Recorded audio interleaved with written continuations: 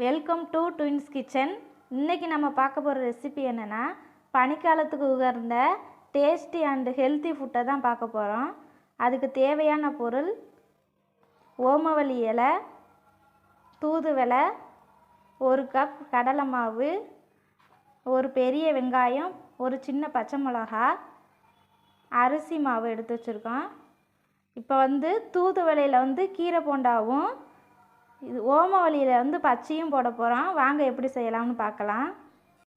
பாருங்கள், 1 கப் கடலை மாவு, 2 ஸ்பூன் பச்சரிசி மாவு, கொஞ்சோண்டு உப்பு போட்டு நான் கலக்கி வச்சுருக்கேன். எப்பயும் போல் நம்ம நார்மலாக பச்சைக்கு மாவு சேர்ப்போம்ல, அதே மாதிரி தான் இதுக்கும் சேர்த்து வச்சுருக்கேன். எண்ணெய் காய வச்சுருக்கேன். இப்போ ஓமவல்லி இலையை எடுத்து நம்ம அந்த பச்சை மாவில் நல்லா பிரட்டிக்கிட்டு அதை எண்ணெய்க்குள்ளே போடுவோம்.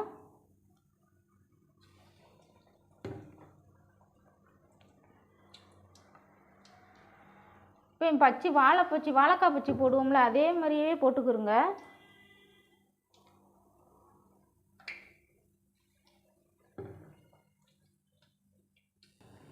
இது பாருங்க, நல்லா வெந்துருச்சு ஓமவல்லி இலை பச்சி. இப்போ இதை நம்ம எடுத்துக்கிடுவோம்.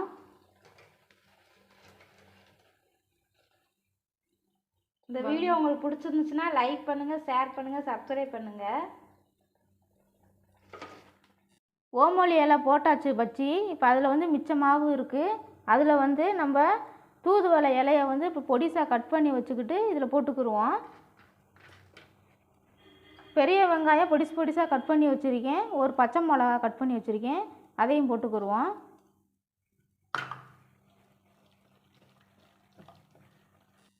பாருங்கள், மிக்ஸ் பண்ணியாச்சு எல்லாம் போட்டு. இப்போ இதை சின்ன சின்னதாக உருட்டி எண்ணெயில் போட்டுக்கிடுவோம். இப்படி எண்ணெயில் போட்டுக்கிறோங்க. எண்ணெய் நல்லா காஞ்சிருச்சு. இப்படி சின்ன சின்னதாக உருண்டையாக போட்டுக்கிறோங்க.